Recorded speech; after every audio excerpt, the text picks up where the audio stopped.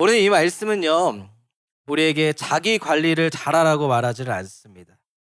오히려 우리에게 자기 맡김을 하나님께 내어드리라 말을 하고 있습니다. 잘 견뎌야 된다, 그렇게 격려하지도 않습니다. 오히려 견디지 않아도 되는 그 자리 가운데로 우리를 초대하고 있습니다.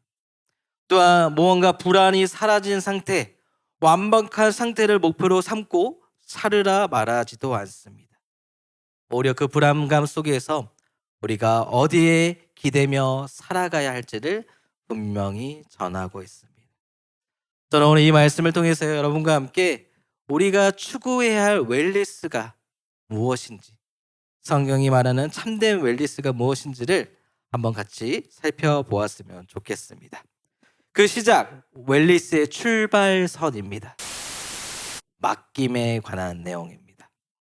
우리가 읽은 성경 말씀의 1절을 다시 한번 볼게요. 나의 영혼이 잠잠히 하나님만 바라며 나의 구원이 그에게서 나오는도다. 눈을 감고 한번 이 말씀을 잠시 묵상해 보셨으면 좋겠습니다. 바닷가 위에 혼자 놓여져 있습니다. 바다가 싫으면 산도 좋아요. 바람이 불고 있습니다.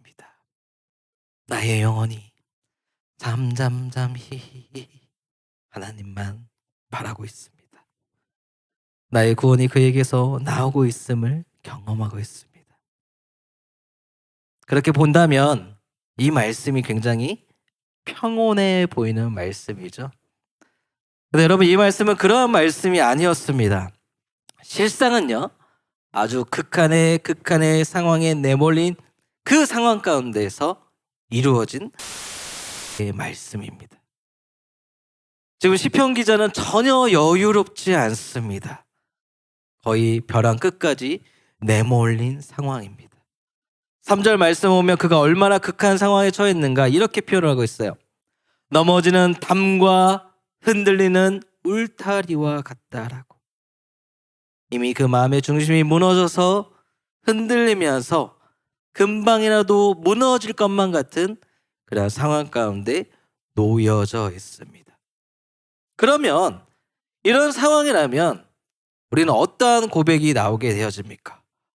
아이고, 내 마음을 한번 다 잡아봐야겠다.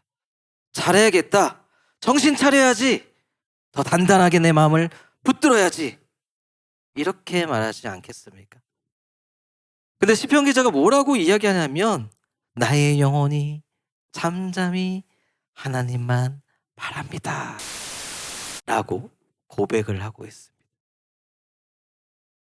왜 이런 고백을 그가 할 수 있을까요? 혹시 이 고백이 내 마음을 잠잠하게 다스린다, 감정을 컨트롤 좀 해봐야겠다, 이런 뜻일까요? 아니죠. 그런 뜻이 아니었습니다. 불안을 없애겠다, 멘탈을 단련하겠다, 그런 뜻이 아니었습니다. 특별히 잠잠이라는 말에 여러분 주목을 해보셨으면 좋겠습니다. 이 잠잠이 히브리어로 두미아라고 이야기를 합니다. 그 의미는요, 침묵하다, 저항을 멈추자, 더 이상 스스로 해결하지 않겠다라는 의미를 갖고 있습니다. 그래서 이 말씀을 우리가 쉽게 풀어보면 이런 겁니다. 하나님께 나를 이해시키려고 애쓰지 않겠습니다.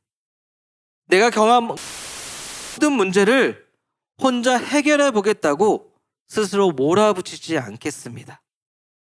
그저 조용히 주님 발 앞에 나의 모든 것을 맡기겠습니다 라는 것과 같은 표현입니다. 쉽게 얘기하면 이런 겁니다. 하나님, 내 삶의 주인은 내가 아닙니다. 하나님이십니다 라고 하나님 앞에 고백하는 신앙의 결단과도 같은 것입니다. 여러분, 우리가 살면서 지치는 이유, 뭐 때문에 지치는지 여러분 다시 한번 잘 생각해 보십시오. 일이 많아서가 아닙니다. 마음에 쉴 자리가 없기 때문입니다. 그 일을 계속 감당하기 위해서 스스로를 몰아붙이고 관리하고 통제하려고 하니까 내 마음에 쉴 틈이 없는 겁니다. 그래서 쉬려고 해도 쉰 것 같지가 않습니다. 저도 종종 쉴 때 되면 아무것도 안 하고 침대와 모라일체를 경험합니다. 그런데요, 머리는 계속 돌아가고 있어요. 다음에 뭘 해야 되지? 뭘 준비해야 되지? 청년부 가서 뭘 설교해야 되지? 어떤 표정을 취해야 되지? 계속 고민하고 있는 거예요. 몸은 분명히 쉬고 있는데 내 마음은 쉬고 있지 못하다라는 것입니다. 그렇기 때문에 늘 긴장 상태에 머물러서 피곤함이 몰려오고 있는 거예요. 그러나 우리에게 오늘 성경 말씀은 이야기하는 겁니다. 잘 쉬세요. 마음을 굳건하게 하세요. 이게 아닙니다. 하나님께 나와서 하나님께 기대십시오. 내가 어떻게 하려고 나 스스로를 몰아붙이는 것이 아니라 하나님 앞에 맡겨보세요라고 지금 초청하고 있는 것입니다.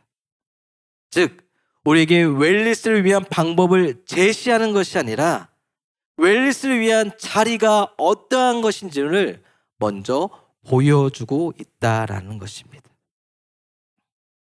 시편 기자는 자신이 갖고 있는 문제를 해결한 다음에 주님을 찾지 않았습니다. 그는 여전히 불안함을 갖고 있지만, 마음이 흔들리고 있지만 그 상황 가운데서 하나님께 나아갔었습니다. 자신이 붙잡고 있는 그 손을 내려놓고 하나님께로 방향을 틀어버린 거죠. 성경이 말하는 웰니스의 출발점은 바로 이것입니다. 내가 나를 붙잡고 있던 자리에서 하나님께 나를 맡기는 자리로 이동하는 것. 진정한 웰니스는요, 자기 관리가 아니라 자기서부터 시작이 되는 겁니다. 저를 한번 따라해 보십시오. 자기 관리가 아니라 자기 맡김이다. 자기 관리가 아니라 자기 맡김이다. 자, 그렇다면 이제 우리가 질문이 하나 생각납니다. 이 웰니스가 자기 맡김에서부터 시작이 된다라면 그럼 그 다음은 뭘 해야 하나요? 맡기면 하나님 알아서 다 해주시나요? 그러면 너무 감사하죠. 열심히 기도만 하면 될까요? 그럼 다 응답해 주실까요? 그럼 너무나 땡큐죠. 하지만 성경은 그렇게 이야기하지 않습니다. 자기 맡김 이후에 분명히 우리가 가져야 할 태도가 있음을 분명히 이야기하고 있습니다. 저는 이것을 웰니스의 지속성, 변화라고 여러분에게 말씀드리고 싶습니다. 변화. 오늘 성경 말씀을 보면 2절과 6절 말씀에 똑같은 구절이 반복되고 있는 것을 우리가 살펴보게 됩니다. 오직 그만이 나의 반석, 나의 구원이시. 우리 잘 아는 찬양의 가사하고 똑같죠. 나의 요새시니 내가 크게 흔들리지 아니하리로다. 6절에는 크게가 빠져 있습니다. 이 두 구절에는 요 차이밖에 없어요. 크게라는 단어, 흔들림에 대한 가능성을 염두에 두고 있는 겁니다. 그러면 왜 6절에는 그 흔들림에 대한 가능성에 대해서 이야기하지 않는 것인가? 여기에 여러분 주목해 보셨으면 좋을 것 같아요. 이 두 구절이 그냥 반복되어지는 것이 아니라 시편 기자가 지니고 있는 이 내면의 변화를 우리에게 보여주고 있다라는 것입니다. 시편 기자의 상황은 달라지지 않았습니다. 여전히 위태롭습니다. 하나님께 맡김의 자리로 나아갔지만 여전히 힘이 들고 있습니다. 상황이 바뀌지 않고 있어요. 달라진 게 없어요. 근데 그가 이렇게 고백을 하는 거예요. 내가 크게 흔들리지 않겠습니다. 굉장히 솔직한 고백입니다, 여러분. 이 말에는 이런 내용이 담겨 있는 거예요. 하나님, 우리가 말로는 하나님께 맡기고 있습니다. 기도합니다 말하지만 나 여전히 불안해요. 내 인생 어떻게 책임지실 거예요? 하나님, 힘들어요. 죽을 것만 같아요. 이러한 불안한 마음을 고백하고 있다라는 거예요. 여러분도 그러지 않습니까? 사실 우리가 믿음으로 산다는 게 쉽지 않잖아요. 기도하고 있지만 여전히 미래가 불안합니다. 상황이 나아지지 않습니다. 여러분과 저의 비밀을 하나 말하자면 전 로또를 위해서 그렇게 기도했거든요. 안 들어주시더라고요. 그래서 기도의 방향을 바꿨습니다. 연금 복권으로. 또 안 들어주시더라고요. 제가 왜 그것을 놓고 기도했을까요? 살아야 되니까. 살아야 하니까 어쩔 수 없는 기도 제목이었어요. 믿음이 흔들릴 수밖에 없는 불안한 순간순간들 여러분은 경험하고 있고 안타깝지만 앞으로 더 경험하게 될지도 모릅니다. 지금 그걸 부정하고 있는 게 아니에요. 이게 우리의 본성이라는 것을 성경 말씀은 보여주고 있는 거예요. 자신의 연약함을 숨기지가 않습니다. 다만 그러면서 진짜 솔직하게 고백하는 거예요. 흔들리지 않겠습니다. 그렇지만 크게 흔들리지는 않겠습니까? 가끔 주님 곁에 삐짐을 토론할 수 있겠지만 그 삐짐을 오래 두지 않겠습니다. 하나님 왜 그러세요? 하나님께 소리도 질러볼 수 있겠지만 그걸로 끝맺지는 않겠습니다. 그럼에도 하나님을 붙잡아 보겠습니다. 이런 말씀이라는 겁니다. 성경이 말하는 웰리스는요, 불안을 느끼지 않는 게 목적이 아닙니다. 불안하지만 그 가운데서도 하나님을 붙잡고 살아가는 것, 그 맡김의 방향을 유지하는 태도를 갖추는데 목적이 있는 겁니다. 그리고 그 목적이 충족되어질 때 그 맡김이 누적이 되고 쌓이고 쌓여서 하나님께 머무는 시간이 커가면서 우리는 마침내 이러한 고백 가운데 나아갈 수 있게 되는 겁니다. 6절 말씀, 내가 흔들리지 아니하리로다. 2절 말씀과 달리 크게가 빠졌습니다. 불안이라는 요소가 이 문장 가운데에서 빠져버린 겁니다. 그러면 상황이 달라졌습니까? 아니요. 여전히 불안하고 위협적인 요소가 존재하고 있습니다. 그러나 그 마음의 중심에 변화가 일어난 겁니다. 불안이 상황 가운데서 사라진 것이 아니라 그 불안이 마음의 중심 가운데서 밀려난 겁니다. 이것이 바로 웰리스의 지속성이 만들어가는 변화의 태도라는 것이죠. 상황을 통제하면서 얻어가는 안정감이 아니라 하나님께 머무는, 맡기는 시간이 쌓여가면서 생겨나는 내면의 안정을 이루어가는 것을 뜻합니다. 오늘 이 시간 우리가 결단해서 하나님 내 삶의 모든 것을 주님께 다 맡기겠습니다. 그러면 하루아침에 내 삶이 강해질까요? 아닙니다. 한 번 맡겼다고 해서 끝나지 않습니다.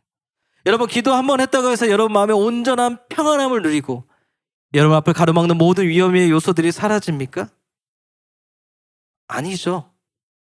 아닙니다. 하지만 그 기도가, 그 맡김이 쌓이고 쌓였을 때 그 어떠한 풍파도 견디고 이겨내는 믿음의 반석을 우리는 세워갈 수 있게 되어지는 것이죠.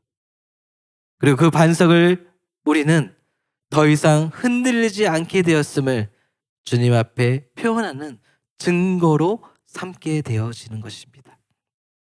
여전히 세상은 우리를 흔들림 가운데 내놓지만 우리는 그 가운데서도 주님 붙잡고 지속적인 주님에 대한 신뢰의 흔적 가운데서 하나님을 바라보는 그 놀라운 변화를 이루며 살아갈 수 있게 되는, 저는 우리 청년부 여러분들이 그러한 변화를 누리게 되기를 예수님의 이름으로 축복합니다.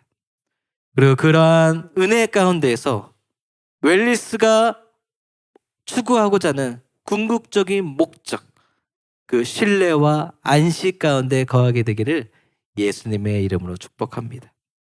이제 본문의 마지막에 좀 집중해 봤으면 좋을 것 같습니다. 슬슬 조시는 분들이 있는 것 같아서. 자, 11절과 12절의 말씀이에요. 하나님이 한두 번 하신 말씀을 내가 들었나니 권능은 하나님께 속하였다 하셨도다. 주여 인자함은 주께 속하오니 주께서 각 사람이 행한 대로 갚으심이니이다. 권능은 하나님께 있고 인자하심도 하나님께 있다. 시편 기자가 전하고자 하는 결론의 메시지입니다. 그는 하나님 앞에 자신을 맡기며 살아가는 그 과정 가운데에서 이것을 분명하게 깨닫게 되어집니다. 하나님은 하나님이시다. 동시에 인자하심의 하나님이시다. 먼저 권능의 하나님에 여러분 주목해 보십시오. 인간은 누구나 불안을 경험하면 본능적으로 무언가를 붙잡으려 합니다. 여러분이 가장 많이 붙잡은 게 뭐였죠? 엄마. 그죠? 뭔 일 생기면 뭐예요? 엄마! 희한하게 아빠는 안 불러. 그죠? 엄마! 저도 그랬던 것 같아요. 뭐만 했으면 엄마! 뭐만 했으면 엄마! 엄마가 만능 해결사입니다. 근데 놀라운 건 엄마는 아빠를 시켜요. 그죠? 아빠, 이거 해. 하나님 시편 기자는요, 이 땅을 살아가면서 우리가 본능적으로 붙잡고 있는 그것을 무엇인지를 이해하고 있습니다. 우리는요, 상황을 통제하려 하고 사람을 붙잡을 때가 많이 있습니다. 물질 많이 있죠. 이유는 뭐예요? 그것이 안전하다 느껴지기 때문에. 엄마를 부르는 이유는 단 하나예요. 아빠보다 엄마가 더 안전하게 느껴지거든요. 그렇기 때문에 엄마를 그렇게 끊임없이 불렀던 거죠. 그런데 시편 기자는 말합니다. 진짜 안전은 그 안에 있는 것이 아니다. 우리의 인생을 지탱하는 힘과 능력은 환경에 있는 것이 아니라 오직 하나님께 있다는 것을 이야기합니다. 특별히 이 시편 기자 다윗의 삶, 여러분 잘 아시죠? 그 삶을 한번 떠올려 보시기 바랍니다. 왕이 되기 이전 오랜 시간 동안 광야를 떨도면서 사울에게 쫓기는 삶을 그가 살았었습니다. 군대가 있던 것도 아니었습니다. 분명히 왕으로서 기름 부음을 받았지만 왕이 될 거라 했지만 왕이 아니었습니다. 정치적 보호도 없었고 도망자의 삶을 살아야만 했습니다. 어느 순간에는 집 없이 동굴에서 잠을 청해야만 했고요. 먹을 것이 없어 굶주림을 경험해야만 했습니다. 자신을 따르는 사람들 가운데 언제 배신을 당할지 모르는 불안과 두려움에 흔들리는 시간들도 있었습니다. 인간적으로 보자면 언제 무너질지 모르는 상황입니다. 언제 무너져도 이상하지 않습니다. 근데 다윗의 삶을 살펴보면 한 가지 분명한 것이 있습니다. 상황은 변하지 않는데, 어떻게 보면 무너질 수밖에 없는데 즐기기도 정말 즐기게 안 무너집니다. 왜 그럴까요? 그가 특별해서요? 기름 부음 받은 사람이기 때문에? 아니요, 다윗이기 때문에? 아니잖아요, 여러분. 그 역시 두려움이 있었고 낙심이 있었고 절망이 있었잖아요. 근데 무엇이 그를 붙들었습니까? 우리는 그게 무엇인지 잘 알고 있습니다. 환경에 치우치지 않았고 한 걸음 한 걸음 힘내서 하나님께 나아갔습니다. 내가 붙잡고 있던 것이 있었지만 하나하나 내려놓고 그 자리를 주님께 양보했습니다. 그리고 시간이 흐른 뒤에 다윗은 깨닫게 되어집니다. 아, 내가 이런 상황들을 잘 통제해서, 내가 능력이 뛰어나서, 그게 아니라 하나님이 나를 붙들고 계셨기 때문에 내가 이 모든 것들을 잘 감당하고 이겨낼 수 있었구나. 내가 붙든 줄 알았지만 내가 아니라 하나님이 나를 붙들고 계시다는 사실을 깨닫게 되어진 것입니다. 권능의 하나님에 대한 말씀은 바로 이러한 겁니다. 권능이라고 하면 뭔가 기적을 일으키실 것 같은, 능력을 행할 것 같은 그런 것을 우리가 쉽게 떠올리게 되는데요. 그게 아니라 그래서 무너질 것만 같은 그 순간 속에서도 완전히 무너지지 않도록 나를 붙잡아주는 능력이 바로 하나님의 권능이신 것입니다. 우리가 길을 찾지 못할 때 길이 되어주는 그런 능력이며, 더 이상 버티고 버틸 힘이 없을 때에 그래도 한 번 더라는, 버틸 수 있을 것 같게 하시는 그런 능력을 주는 것이 바로 우리 하나님의 권능이십니다. 다윗은 이 사실을 발견한 거예요. 그 광야의 삶 가운데서, 그 도망자의 삶 가운데에서 이 사실을 발견하게 되어지고 마침내 고백에 이르게 된 겁니다. 권능은 하나님께 있습니다. 근데 이 고백이 여기서 끝나지 않습니다. 또 하나의 중요한 사실을 말하고 있습니다. 인자하심. 인자하심은 단순한 친절, 감정적인 사랑을 말하지 않습니다. 박강재 목사님이 설교 때도 많이 예화로 헤세드라는 단어, 언약적 사랑, 변하지 않는 신실함에 대해서 이야기를 하는 겁니다. 하나님은요, 우리의 상태를 보고 우리를 사랑하시는 분이 아닙니다. 있는 모습 그대로 어떤 환경에 있든지 간에 우리를 끝까지 책임져 주시는 분이십니다. 우리 다시 한번 다윗의 삶을 떠올려 보길 원합니다. 다윗이 버틸 수 있었던 이유, 하나님의 권능 때문만은 아니었습니다. 그 권능 안에서도 끝까지 다윗을 놓지 않는 하나님의 인자하심이 있었기 때문입니다. 여러분, 사람이 언제 죽을 것 같습니까? 원피스를 보신 분들은 아실 거예요. 언제 죽는다고 얘기하죠? 사람에게서 잊혀졌을 때, 외로울 때. 도망갈 때 다윗이 얼마나 외로웠겠어요. 만세 자신을 지켜 올리던 모든 사람들이 등을 돌렸습니다. 모든 사람들한테 자신의 존재가 점점점 잊혀질 수밖에 없습니다. 사랑받던 존재에서 사랑받지 못하는 존재로 떨어져 버렸습니다. 극도의 외로움을 그는 경험했었을 거예요. 내가 왜 이런 길을 걸어가야만 하는 건가? 정말 이해되지 않았을 겁니다. 그런데 그는 그 가운데서 하나님의 인자하심을 경험했던 거예요. 세상 사람 모두 다 내게 등을 돌리더라도 하나님은 나를 끝까지 사랑하시고 책임져 주신다. 환경은 여전히 어렵고 죽음의 위험은 사라지지 않았지만 그 흔들림 속에서도 하나님의 사랑을 경험했었기 때문에 신뢰함으로 주님을 계속해서 의지할 수 있었던 겁니다. 어떻게요? 그가 하나님을 붙들기 전에 이미 하나님이 먼저 그를 붙들고 있다라는 사실을 그가 깨달았기 때문이죠. 여러분, 하나님은요, 그렇게 우리를 사랑하고 계십니다.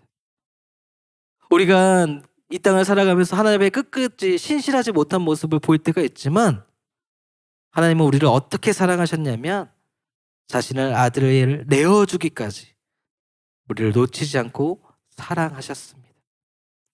만약 권능만 있는 하나님이라면 우리는 두려움 가운데 살 수밖에 없을 겁니다. 하라는 대로, 시키는 대로만 할 수밖에 없을 거예요. 온전히 우리의 마음을 그분께 드릴 수 없습니다. 왜냐? 두려움이 더 크기 때문에. 반대로 사랑만 있다라면, 사랑만 있다라면 그래서 안전함을 경험하지 못할 것입니다. 그래서 우리가 믿는 하나님이 어떤 하나님이라고요? 권능과 인자하심이 함께 하시는 하나님이라 성경은 말하고 있습니다. 능력으로서 우리를 붙들어 주시고 사랑으로서 우리를 끝까지 책임져 주시는 하나님이라 이야기하고 있습니다.